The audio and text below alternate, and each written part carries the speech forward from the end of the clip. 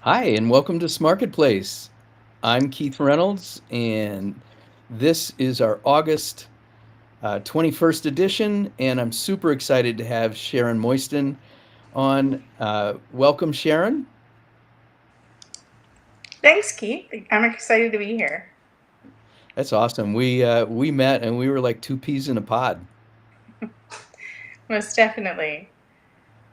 and not only that, but you have an amazing boat. I had a boat like that for 21 years, and all the connections just keep building up every time we talk.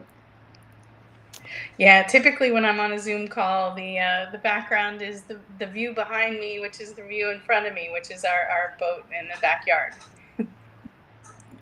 What a great place to get inspiration for all the marketing, huh?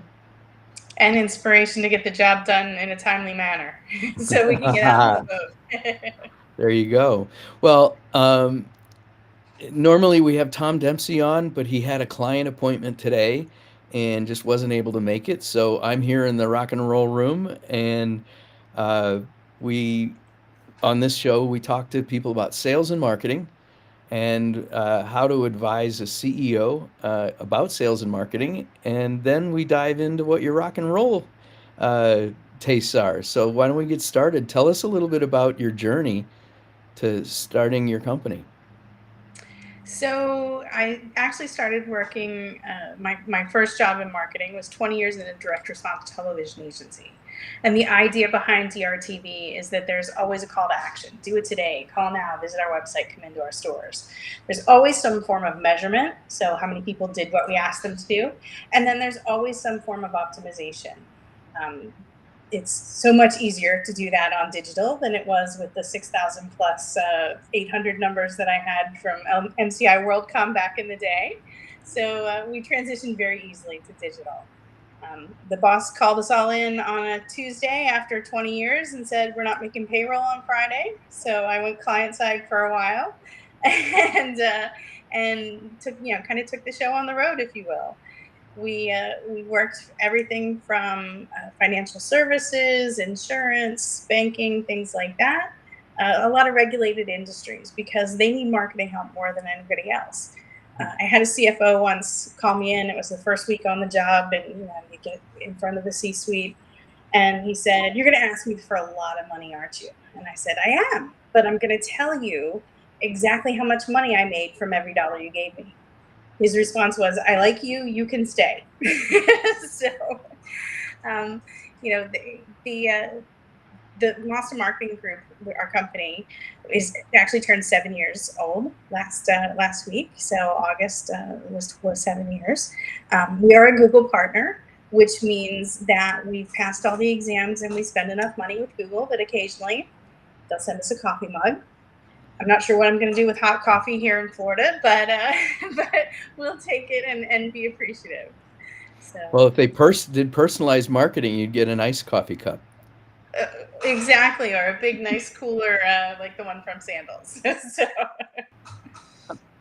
So, uh, tell me a little bit about the difference from your perspective on doing this in-house after being with an agency, and what do you like and what are your observations between the two points of view? the thing that I love best about being an agency, and we work with companies all across the globe, is that there's always something new. There's always a new challenge. There's always a new project, but it really relies on the fundamentals of people buy from people that they know, like, and trust.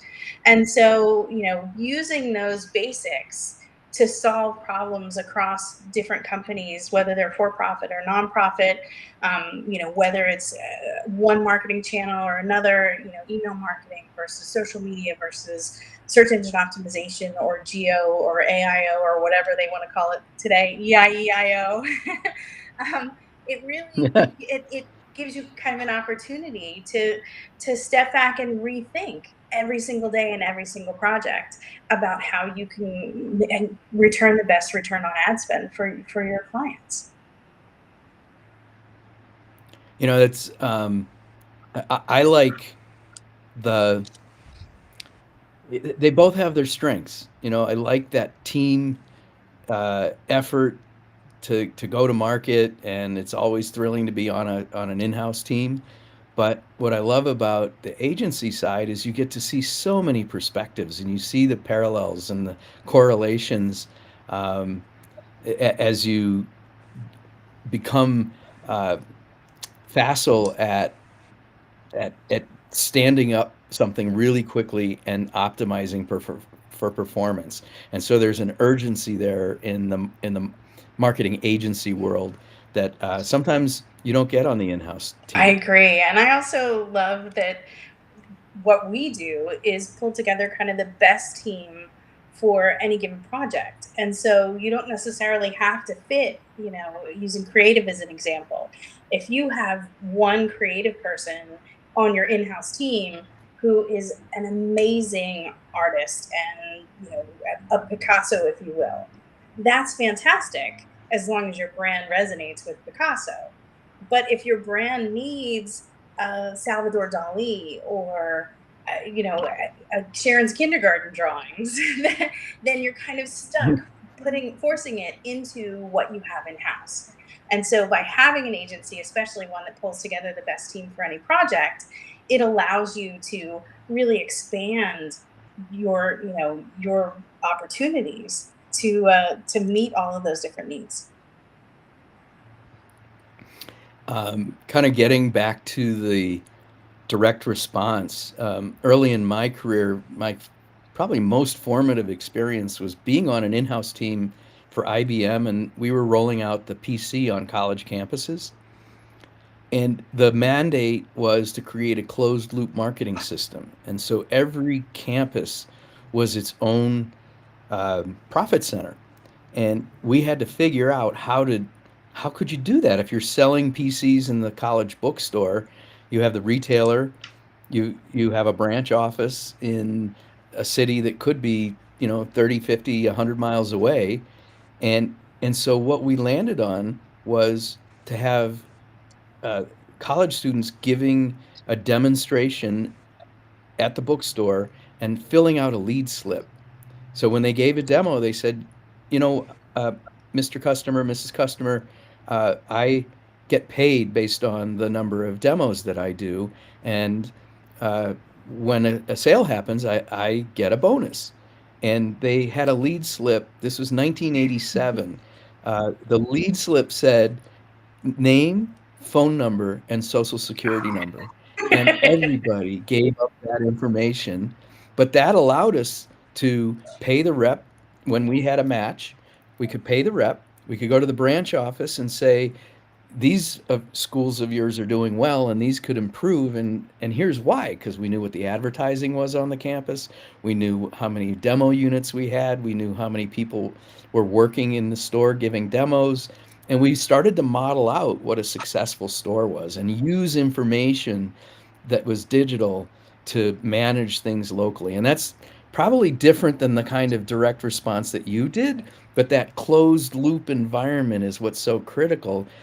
Tell me, like, you're one of those creative plus data people. Tell us about your experience with direct response. So it sounds like one of the things that you were doing is one of the first forms of affiliate marketing.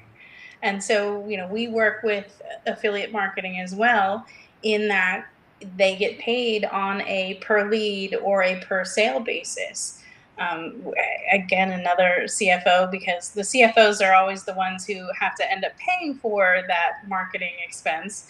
But another CFO told me, and this was when I was actually in house at the number two check company in the US back in the day when checks were still a thing. Checks are still a thing, but when they really were still a thing.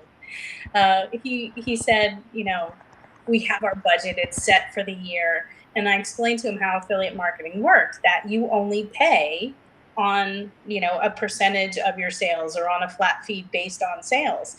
And he kind of made a little note in the budget that said this line item will be changed, and Sharon can spend as much money as she wants, because every dollar that you spend means that you're bringing in 7x or more. So so Right. definitely a great opportunity to do that. You can I actually draw out a closed loop marketing environment on my website, And I've always said that we do marketing that a CFO can write. I love it. I love it. That's perfect. So Tom is actually saying, hey, let me in. Let's see if we can bring him in from the road. So your congratulations on your 7 years. Tell me Thank a you. little bit about the journey of starting an agency. I actually started with two creatives. Back in the day, the company was called Creativation Marketing. They convinced me that we needed to leave our in-house jobs, start an agency, because the agencies that we were talking to weren't giving us what we needed and what we expected. And so I would do the business development and say I'm the evasion part of Creativation Marketing, that I'm not the creative. I'm the one that's doing the kindergarten drawings. But that actually, the way that we look at our clients' business, we looked at our own business and determined that because I was doing the business development, because people knew me for analytics and metrics, and everything was measurement focused, that I wasn't bringing in the creative jobs that made them happy. And so my partners ended up going to pursue other avenues, and Lost in Marketing was born 7 years ago. We started out with just a handful of clients. I had been doing some freelancing and consulting for about 15 years, about 10 years prior to that. And then once we started Lost Marketing Group, word just kind of spread. We do a fair amount of business, not just for individual clients, but also for other agencies. They bring us in where they don't have an email person, or they don't have somebody to do analytics or SEO, or sometimes they do. Yeah, I work with one agency that has an amazing SEO team. I would highly recommend them to anybody who asks, but they have an even better business development person. And so they oversell their capacity on a fairly regular basis. And so I'll get a phone call saying, hey, Cher, the answer is always yes. I can get it done even if I'm staying up 24/7 to do it. But we make sure that we come in, on time and at or under budget, and that makes the agency or the client happy and keeps us busy too. I always recall the saying on time, on budget, and on strategy. And There you go. right? And the nice thing about uh, the kind of marketing we do is on budget, it can be a blank check uh, if you're returning, ooh, look at this, we got Tom. Um, it the budget, there's a point of diminishing returns that we all try and find, right? But Mhm. or not go past. But welcome, Tom. Hey, I'm trying to turn myself around here. We hear Uh, you. Hi, Maybe just Sharon. turn your phone around. Yeah, I could. I was thinking. Oh, wait a minute. Maybe. There you go. No, No? no, didn't. Oh, that's Hey, bizarre. Yeah. All right, I'll turn it around. You tell me. Well, Tom, I shoot. know I that's okay. You can even be shaky. I know you've done a bunch of research here, and you ask the best questions in the world. So Oh, I wanted, when you explained the situation, I was like, hey man, let's try and make it work. So shoot. I don't know why. Okay, let me. just handheld, buddy. All right. There you are. Can you So see me? Am I We too can. close? Too far? Nope, you're you're perfect. you look It's okay. marvelous.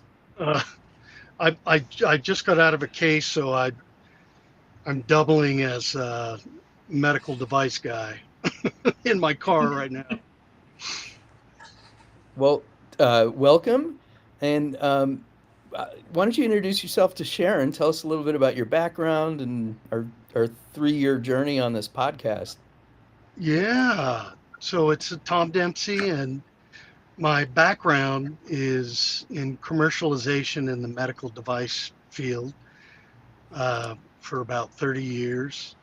And Keith may have told you this, but we met at a networking event and really hit it off and decided to create this podcast. And it's been just wonderful.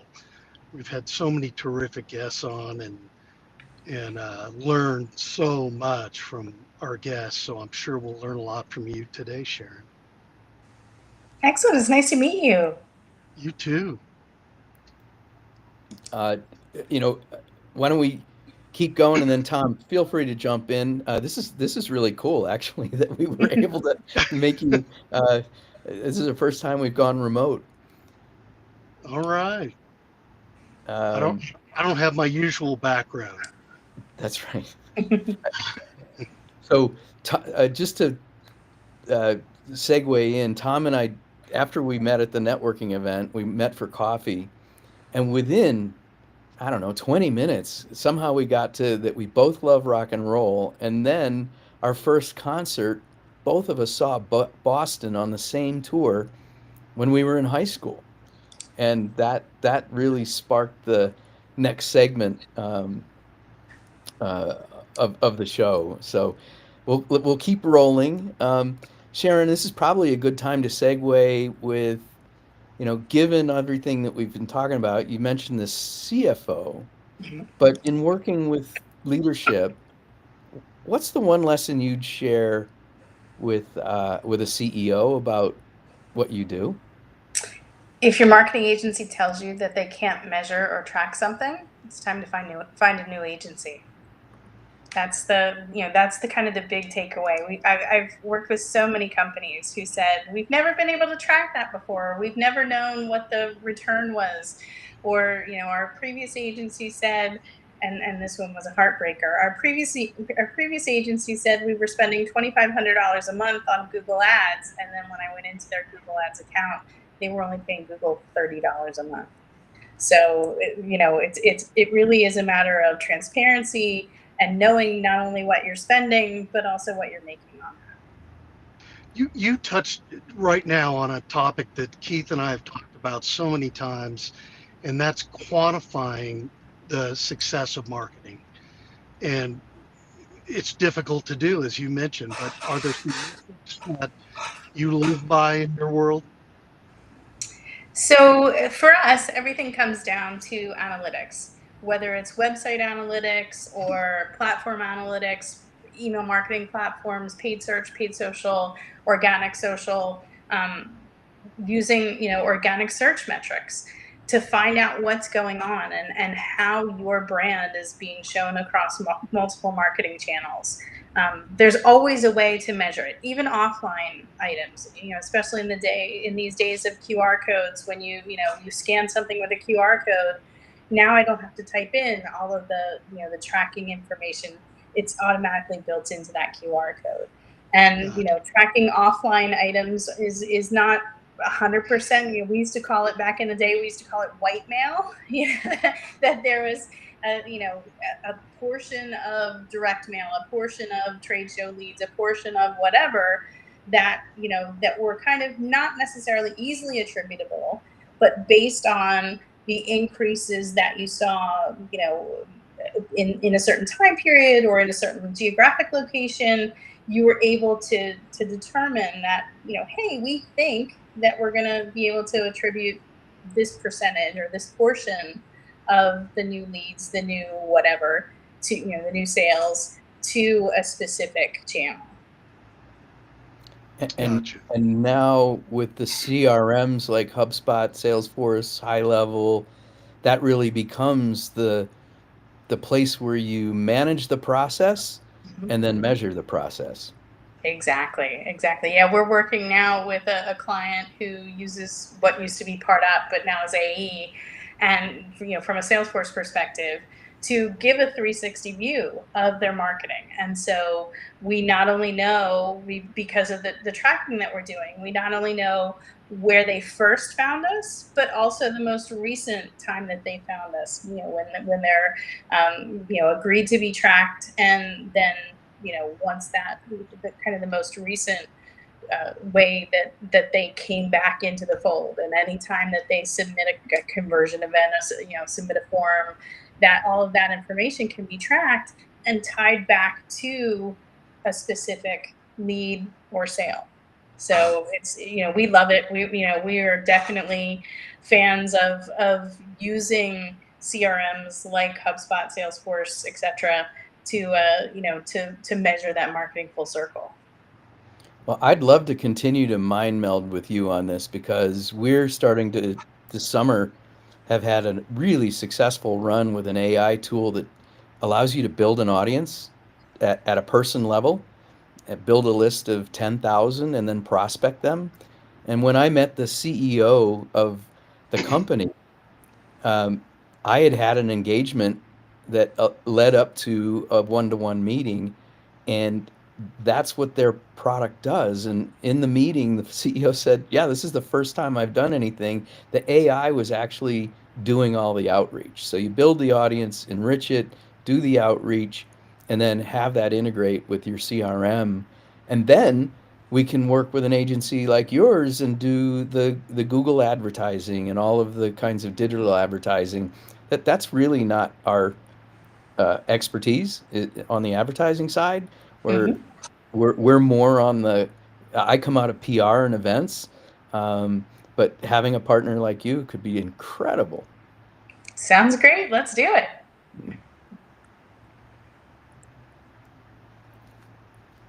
Tom, anything you add? No, that you answered that question, and that again, that's always the topic that Keith and I focus on. So, thank you. Yeah, happy to help with any further follow-up questions or anything that you need.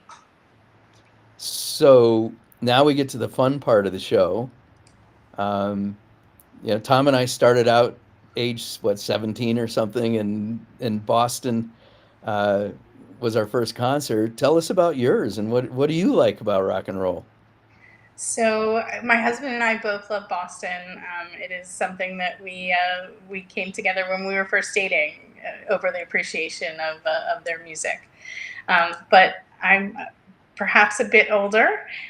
Sean Cassidy was my first concert with one of my best friends since we were 3 years old. And we actually were scalloping a couple weekends ago, and we talked about Sean Cassidy is actually back on tour again. And so we were trying to find a mutually agreement date for his tour this year. I don't know that we're going to be able to make it, but that was the first concert. And I would Was he say, oh, was go he ahead. David Cassidy's brother? Yes. Yes. So yeah, that's how old I am. So We are. Well, I had the Partridge Family's first two or three albums when I was like 7 years old. yeah, yeah. No, definitely an oldie, but maybe not so good anymore. So No, I oldie do but bestie. I do listen to just about everything. Broadway musicals are my favorite. If you look on my car, it's on Broadway. The Sirius XM on Broadway, Margaritaville, so the Jimmy Buffett station, and then kind of a mix of 80s, 90s, today, country, pop, everything. Tom Petty. I actually saw Tom Petty in Gainesville, which is where he's from. Wow. And that was one of the great concerts that I went to. One of the guys that I went to high school is actually in the band Sister Hazel, and so Mark Trojanowski was in the band at my high school when I was there. So it's another Florida band that I kind of look towards whenever something new is coming out. But I would say that my favorite concert was actually Damn Yankees at DAR Constitution Hall just outside of DC. And I think it was probably my favorite because it was a smaller venue and the acoustics were amazing. And to hear kind of the whole depth and breadth of what they were playing in that small venue with those great acoustics was just mind blowing. So I think that one still sticks out in my mind as one of my favorites. Interesting. So, speaking of Florida, one of my favorite bands has been the Allman Brothers. Hmm. Probably about the same time as the Partridge Family, they had Ramblin' Man Hmm. on WLS in Chicago, and I've I've followed them my whole music experience. I love them. I saw them twice. I took my son to see Warren Haynes and Derek Trucks twice. Um, and now Derek Trucks married Susan Tedeschi, and after Greg Allman passed, uh, Susan and Derek they had been jamming and doing music together, but now the real avant-garde of what they're doing is Tedeschi Trucks Band. Um, and I just saw them August 2nd at Red Rocks, and that was the best concert I've ever seen. And I spent my whole budget for concerts to get seventh row Oh, uh, wow. to see that, and we took the van to the show and tailgated, and it was just an amazing evening. That's Oh, fantastic. And it's so great that you're bringing kind of the next generation into the music that you like. And it's funny. I've got grandkids now, and they're into Lenny Pierce, who is a toddler techno guy, Hmm. and just he recently, he's from, I think, Australia or somewhere in that area, and he was just recently in the US and was doing these toddler techno raves at like 4 o'clock in the afternoon because the kids can't stay up that late. So uh, I'm hoping that he comes back and we'll be able to attend with the grandkids to kind, like you said, kind of bring the next generation into the good music that we enjoy. Tom is doing the same with his kids. yeah. We I love music, all types, not all types, that's not true, but most type. I'm open to anything. But uh, first and foremost, I'm a deadhead. And they had their 60th anniversary concert a couple of weekends ago in San Francisco at Golden Gate Park. Did 3 nights, and it was just spectacular. Absolutely amazing. These Oh guys wow. are still doing it. But I wanted to mention another thing. Have either of you heard of an artist uh, called Jeff Buckley? Oh yeah. He No, I he have. he came out with one album. He died in an undertow in a river in Memphis um, when he was 31. But they released a movie about him, and we saw it on Sunday night at AMC theater, and it was spectacular. Hmm. It was fascinating. David Bowie called that album the greatest album, rock and roll album released. Um, you would recognize at least one or two songs, but it was really cool in the theater to see people my age who have liked him for a long time. But talking about the next generation, there were a bunch of teenagers in there also, so he's kind of Hmm. made a resurgence. But anyway, I highly recommend it. We'll have That's to check awesome. that out. That's awesome. Yeah, no, we were very fortunate that one of our clients last year had their 25th anniversary party, and they brought in Carl Dixon from the Guess Who, and he, like, his performing band also included a kind of a local band, Glenn Workman from Crack the Sky, and so there was a lot of really different eras of music that was represented in that, and Oh wow. having that at a 25th anniversary party was just kind of mind-blowing to me. But maybe yeah, the 25th or the 20th or the 5th anniversary of your podcast, you can have a similar band put together. We got Oh, to that's a grow this. great idea. Yeah, we got to grow this franchise. There's a great idea. We could do all kinds of fun things with this. So, Yeah, great idea. One of my proud moments, I was at a social gathering and my son was there, and he was wearing a Steve Miller shirt. And a guy in our cohort was like, "Hey, kid, that, you know, props for wearing Steve Miller. How'd you get that?" And my son said, "Well, I saw him and Peter Frampton at Red Rocks, and I got the shirt." And he said, "Wow, you really, for such a young guy, you got great taste in music." And I heard this conversation happening behind me, and my son said, "Well, that's my dad, and he's taught me everything I know." Oh, that's awesome. Oh, what a compliment. Well, we'll continue this discussion offline, Sharon. It's been awesome to meet you in the virtual world, and thanks for joining us. It's been great to talk to you too. Thank you for having me, and I look forward to the next Marketplace event. All And right. Tom, thank you for dogging it and joining us from the road. All right. Hey, we'll do it anywhere. Sounds great. All right. Y'all have a wonderful day. And for those watching us or who catch us later, thanks for joining us and make it a great day.